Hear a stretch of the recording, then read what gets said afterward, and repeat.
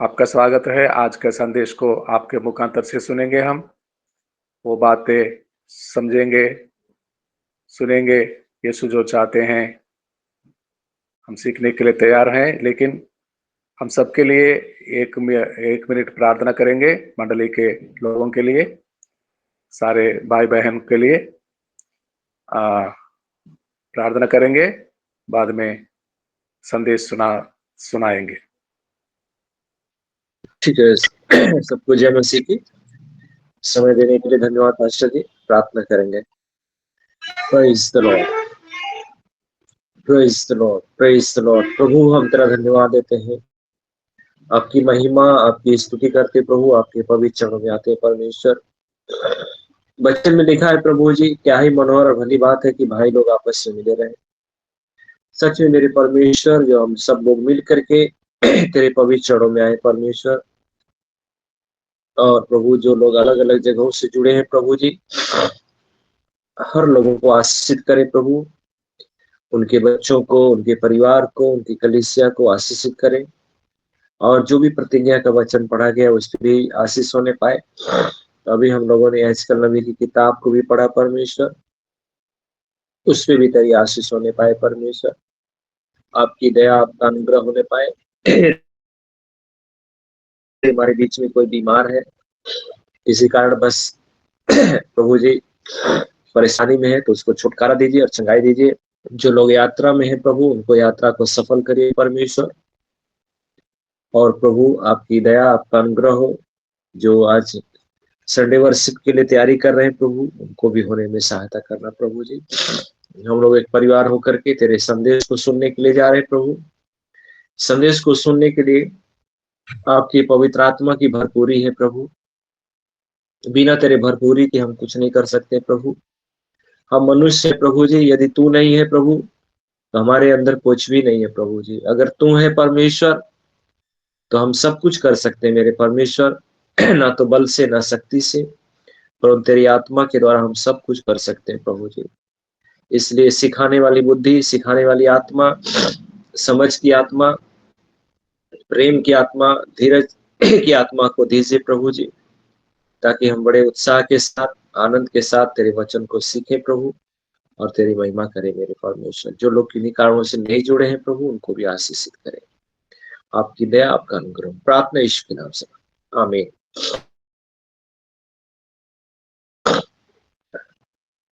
मेरी आवाज आ रही है ना? आ रही है, आ रही जी है। जी जी। चलिए ठीक है। आज हम लोग प्रार्थना किए हैं अलग अलग विषय के लिए, वचन भी पढ़े हैं प्रभु, आशीषित किया है।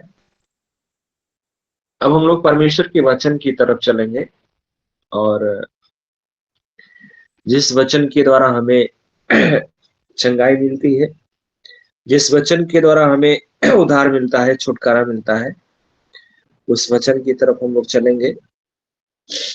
और हम लोग प्रार्थना प्रतिदिन करते हैं, सब लोग करते हैं। हम विश्वास करते हैं कि बहुत लोग 2-2, 3-3, 4-4 घंटे भी प्रार्थना करते हैं, कोई लोग 10 मिनट भी प्रार्थना करते हैं। तो जिसका जितना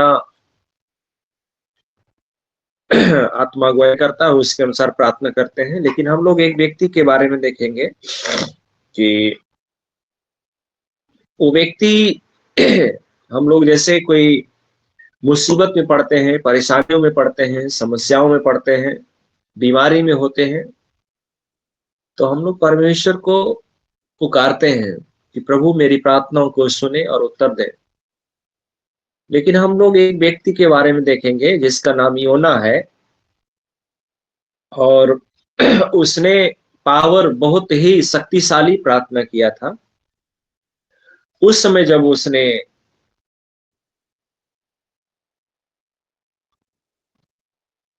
काम किया वो, जब वचन में हम लोग थोड़ा देखते हैं योना के जीवन के बारे में, तो सब लोग पढ़े हैं, कई बार पढ़े हैं। लेकिन हम देखते हैं कि जब योना मछली के पेट में था, वो परमेश्वर से क्षमा नहीं मांगा, और ना ही कहा कि मैंने अपना आज्ञा का उल्लंघन किया है। ये सब बातों को कुछ भी नहीं किया कि मैं जो है कि मुझे क्षमा करें, मैंने आपकी आज्ञा का उल्लंघन किया है, कुछ भी नहीं किया। जब वह मछली के पेट में गया तो सिर्फ परमेश्वर के वचन को बोला, सिर्फ परमेश्वर के वचन को बोला। वहां पे उसने क्षमा नहीं मांगा, उसने पश्चाताप नहीं किया, उसने ना ही कहा कि मैंने आपकी आज्ञा का उल्लंघन किया है, उसने कुछ भी नहीं किया। लेकिन देखा जाए मेरे प्रियो तो सचमुच में उसने परमेश्वर की आज्ञा का उल्लंघन किया था, लेकिन उसके लिए उसको अफसोस नहीं था। उसको एक ही धुन थी, परमेश्वर के वचन। उसको परमेश्वर के वचन को धुन थी। और जब हम लोग देखते हैं योना की किताब उसका दूसरा में, तो उसमें वो कह रहा है कि मैंने संकट में पड़े हुए यहोवा की दुहाई दी और उसने मेरी सुन ली। अधोलोक के उदर में से मैं चिल्ला उठा और तूने मेरी सुन ली। एक वचन को बोल रहा है योना। वो जानता था कि क्षमा मांगूंगा और कुछ भी परमेश्वर से बोलूंगा, क्योंकि वो समय निकल चुका है। क्योंकि परमेश्वर ने उसको आज्ञा दिया था कि तू निनिवे को जा, लेकिन परमेश्वर की आज्ञा का उल्लंघन किया, तरसीस हो गया, अपने मन से अपनी मर्जी से कोशिश कर रहा था भागने के लिए। उसके कारण जिस जहाज में बैठा था वो लोग भी जोखिम में पाए गए। लेकिन जब उन लोगों ने समुद्र में डाल दिया, मछली के पेट में गया, तो सिर्फ वचन को बोला।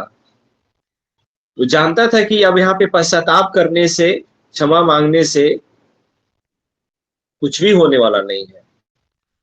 वो जान रहा था कि अगर मैं वचन को अप्लाई करूंगा, वचन को अगर बात करूंगा, वचन को बोलूंगा, तो प्रभु मेरे वचन का आदर करता है। और मेरे प्रियो, हम लोग देखते हैं कि वचन ही हमारे जीवन को बदलता है, वचन ही हमारे जीवन को चंगा करता है, वचन ही हमारे जीवन में छुटकारा लेके आता है, और वचन ही हमें आशीषित करता है। तो वो जान रहा था कि यहाँ पे मेरा कुछ नहीं चलेगा। अगर मैं परमेश्वर के वचन को बोलूंगा तो मेरा छुटकारा भी हो जाएगा और मैं बच जाऊंगा। इस ऐसा उसका उम्मीद था, ऐसा उसका विश्वास था। तब उसने कहा कि मैंने संकट में पड़े हुए यहोवा की दुहाई दी, और उसने मेरी क्या किया, सुन ली। अधोलोक के उदर में से मैं चिल्ला उठा और तूने मेरी क्या किया, सुन लिया। वो कठोर हो गया था। उदर का मतलब होता है, उदर का शाब्दिक अर्थ, सही अर्थ होता है कठोर। क्योंकि बिल्कुल वो कठोर बन चुका था। नहीं जाएंगे तो नहीं जाएंगे, आप क्या कर लेंगे हमको। परमेश्वर की आज्ञा का उल्लंघन किया, उसकी बात को नहीं माना और एक कठोर हो गया, है ना। और जिसका परिणाम ये हुआ कि उसको मछली के पेट में जाना पड़ा।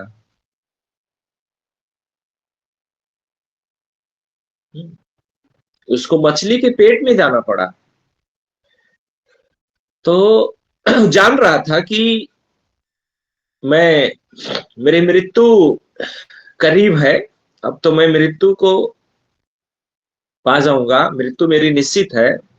लेकिन उसने वचन को अप्लाई किया, वचन को अप्लाई किया। और वचन का अप्लाई करने का मतलब है कि परमेश्वर ने मछली के भी जो पाचन क्रिया थी उसको बंद कर दिया था। मछली ने निगल लिया पचाने के लिए, लेकिन उसके अंदर वो ताकत खत्म हो गई। जब इसने परमेश्वर की दुहाई दिया, परमेश्वर के वचन को बात किया, परमेश्वर से बात किया, तो मछली का भी जो पचाने की शक्तियां थी वो क्षण भर में खत्म हो गया। तो हम लोग देखते हैं कि वचन ही हमारे जीवन में काम करता है। और हम लोग देखते हैं कि हिजकिय्याह के बारे में देखेंगे कि उसकी मृत्यु निश्चित थी, तू मर जाएगा। यशायाह ने बोला कि तू मर जाएगा, तू बचेगा नहीं। और जो कुछ भी तुम अपने घराने के विषय में लोगों को बोलना है बोल सकते हो, कोई बात नहीं है। लेकिन वो किसी को कुछ भी नहीं बताया, सिर्फ परमेश्वर से जा करके वचन बोल बोल करके प्रार्थना किया।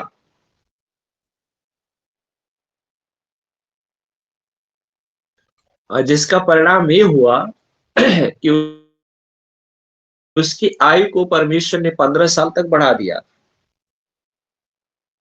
ये है पावरफुल प्रार्थना। मृत्यु डिक्लेयर है, मृत्यु निश्चित है, लेकिन उसने वचन को जब बात किया, वचन से बातचीत किया,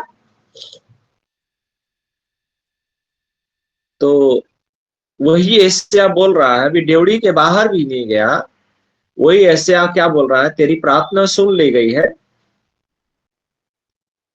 और परमेश्वर ने तेरी आयु को 15 साल बढ़ा दिया है। अब तू परसों यहोवा के भवन में जाएगा। सोच लीजिए हमारा परमेश्वर कितना अद्भुत करने वाला है कि इधर मौत डिक्लेयर है, लेकिन उधर वचन बातचीत किया, 15 साल उम्र बढ़ गई। तो ऐसे ही हम लोग देखते हैं योना के जीवन से भी। और योना के जीवन के बारे में हम लोग जानते हैं, पढ़े भी हैं। जब उसने संकट में पुकारा, तो हम लोग एक वचन को और देखते हैं, भजन संहिता 120 के 1 में भी हम लोग पढ़ते हैं, यहां भी लिखा है 120 के 1 में, संकट के समय मैंने यहोवा को पुकारा और उसने मेरी सुन लिया। इसी बात को यहां भी बोल रहा है, वचन से ही बातचीत कर रहा है कि संकट में पड़ा हुआ मैंने यहोवा को पुकारा और उसने मेरी सुन लिया। और एक वचन को और उसने बोला, भजन संहिता 130 के 1 में, यहोवा मैंने गहरे स्थानों में से तुझको पुकारा है। गहरे स्थान में, सोच लीजिए, वहां पे उसका कोई मदद करने वाला नहीं है, कोई देखने वाला नहीं है, शायद कोई खोजते गोताखोर लोग तो भी नहीं पाते, क्योंकि वो मछली के पेट में था।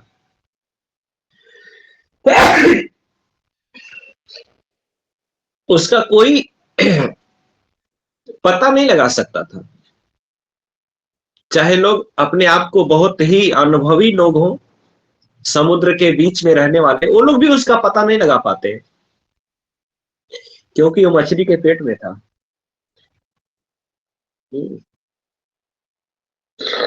और कह रहा कि मैंने गहरे स्थानों में से तुझे पुकारा।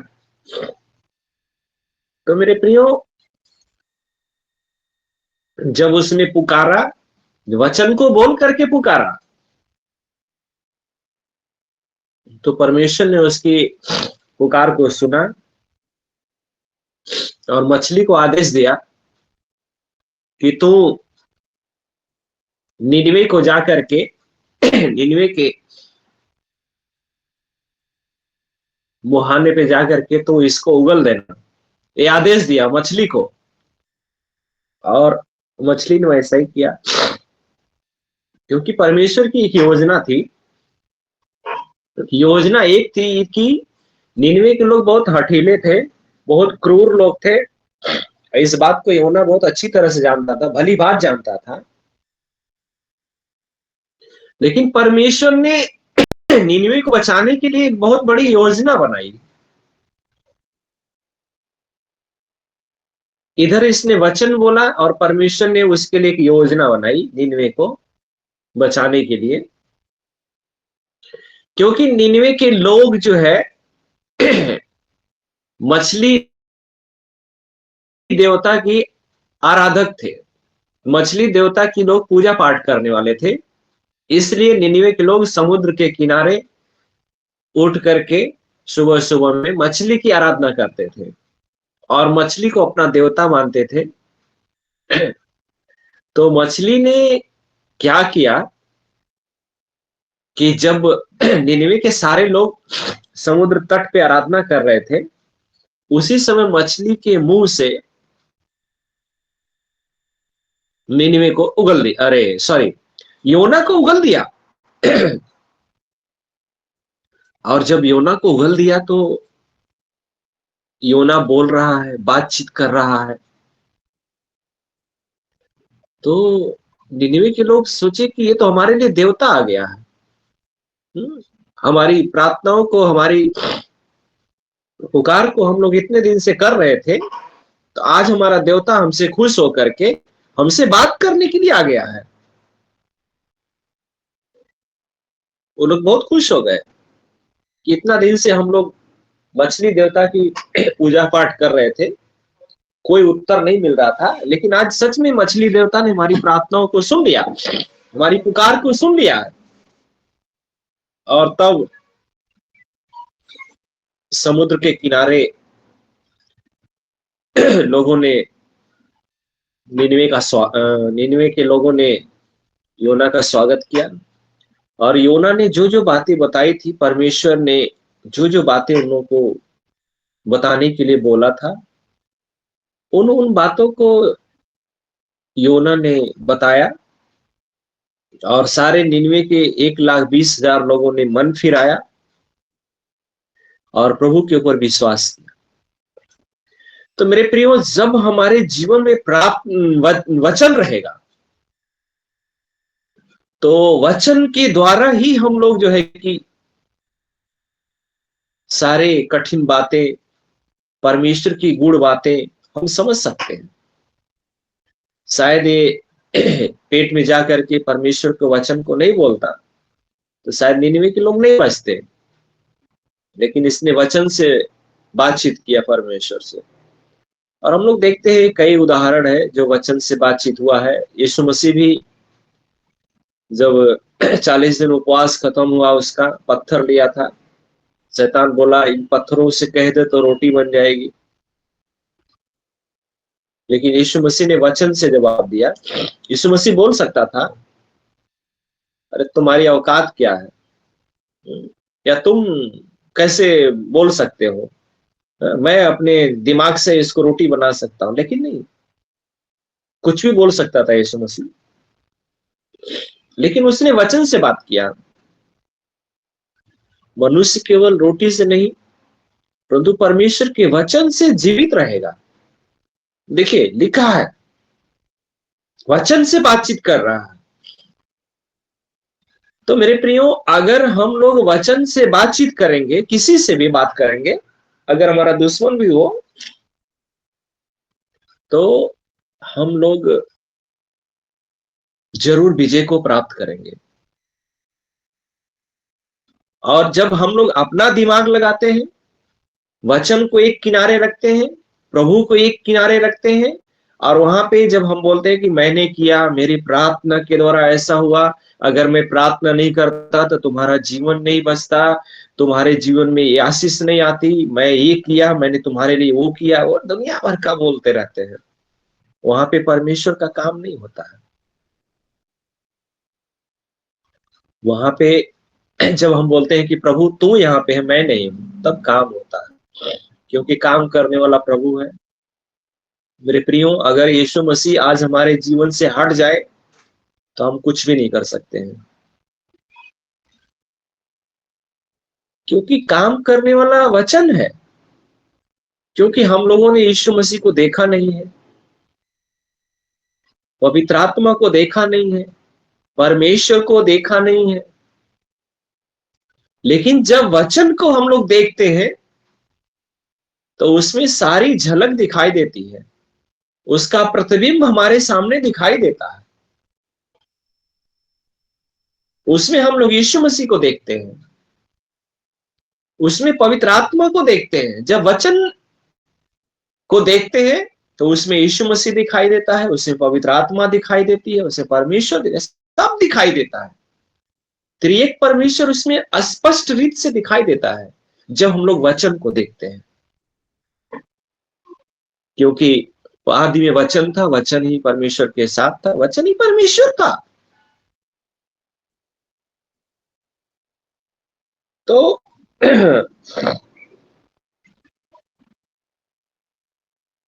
इसलिए हम लोग क्या करते हैं, वचन को ज्यादा अहमियत देते हैं, वचन को ज्यादा पढ़ते हैं, और वचन को बोल बोल करके भी हम लोग प्रार्थना करते हैं।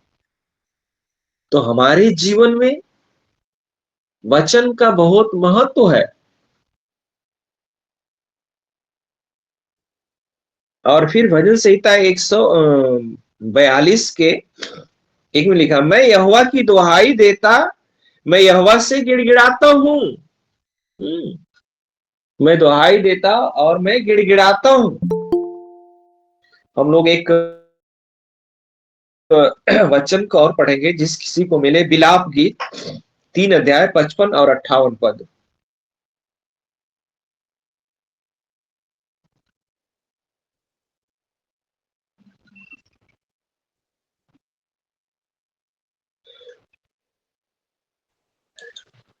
पढ़ेंगे कोई भाई बहन विलाप गीत 55 से 58 तक पढ़िए कोई।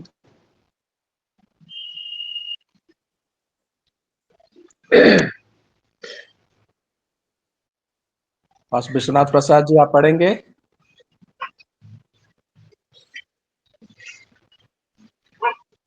ठीक है, मैं देखता हूं। मैं पढ़ रहा हूं। इसमें इस प्रकार से लिखा है, हे यहोवा, गहरे गड्ढे में से मैंने तुझसे प्रार्थना की, तूने मेरी सुन ली। जो दुहाई देकर मैं चिल्लाता हूं, उससे कान न फेर। जब मैंने तुझे पुकारा, तब तूने मुझसे कहा, मत डर। हे यहोवा, तूने मेरा मुकदमा लड़कर मेरा प्राण बचा लिया। आमीन। कितना सुंदर वचन है। मैं गहरे गड्ढे में से मैंने तुझसे क्या किया, तुझे पुकारा। तो मेरे प्रियो, जब योना गहरे गड्ढे स्थान में से पुकार सकता है, उसकी पुकार को प्रभु सुन सकता है, तो हमारी भी पुकार को प्रभु जरूर सुनेगा, हमारी प्रार्थनाओं को प्रभु जरूर सुनेंगे। और जब हम लोग परमेश्वर के वचन की दुहाई दे करके चिल्लाते हैं, तो हमारे चिल्लाहट की ओर कान को फेरेगा नहीं, कान लगा करके सुनेगा।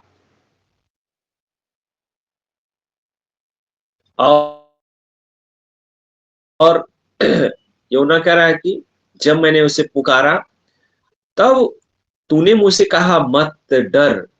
हालेलुया। सबसे बड़ा डर आता है हमारे जीवन में, सबसे बड़ा डर है। और उसी डर को निकालने के लिए यीशु मसीह ने कहा, मत डर।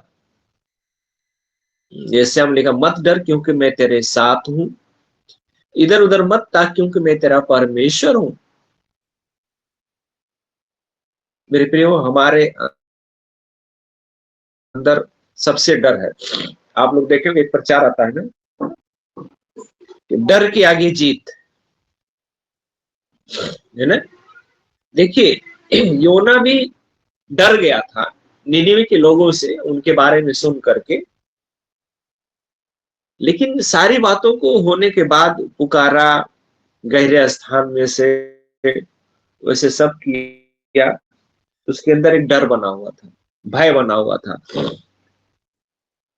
लेकिन जब परमेश्वर ने उसको कहा मत डर, तो उसके अंदर एक हिम्मत आ गया, एक दुगना ताकत आ गया, एक दुगना शक्तिशाली हो गया मछली के पेट के अंदर। और तुरंत परमेश्वर ने कहा इसको जल्दी से बाहर करो, मछली को आदेश दिया जल्दी से इसको नीनिवे के किनारे में इसको उगलो, क्योंकि इसका डर खत्म हो गया है, इसका भय खत्म हो गया है। अब ये जो पूर्ण रूप से तैयार है नीनिवे को बचाने के लिए। सच में डर के आगे जीत भी है। तो कह रहा है, परमेश्वर का वचन बोल रहा है कि मत डर,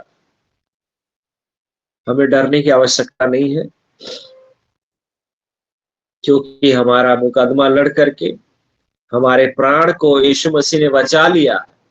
हमारे लिए मुकदमा लड़ा है, हमारे लिए परमेश्वर प्रभु यीशु मसीह ने शैतान से लड़ाई लड़ा है, और हम उस लड़ाई में यीशु मसीह ने हमें विजय दिलाया है, हमें विजय दिलाया है। तो अब हमें लड़ाई लड़ने की जरूरत नहीं है, अब हमें डरने की जरूरत नहीं है, और अब हमें गढ़े स्थान में रहने की आवश्यकता नहीं है। निनिवे जैसे शहर आज भी हमारे बीच में पाए जाते हैं। निनिवे के जैसे लोग जहां निवास करते थे, उनके जैसे हमारे आस पड़ोस में भी लोग पाए जाते हैं, हमारे गांव में, हमारे समाज में, हमारे समुदाय में लोग पाए जाते हैं। लेकिन प्रभु का वचन यही बोल रहा है कि मत डर, उनसे डरने की जरूरत नहीं है, क्योंकि मैं विजय दिलाने वाला हूं। मैं तुमको छुटकारा देने वाला हूं। मेरे प्रियो, आज चारों तरफ लोगों के अंदर डर का माहौल है। आज रविवार है, लोगों के अंदर डर का माहौल है, कब क्या हमारे साथ हो जाएगा। लेकिन डर के आगे प्रभु ने हमें जीत दिया है। हालेलुया। हमें परमेश्वर ने विजय दिलाया है, ताकि निनिवे के समान आज भी बहुत लोग बुराइयों में, अंधकार में पड़े हुए हैं, उनके बीच में प्रभु हमको और आपको भेज रहा है। जाओ, तुम्हें डरने की आवश्यकता नहीं है, तुम जाओ, मेरे वचनों को लोगों को बोलो, मैं वहां पे काम करूंगा।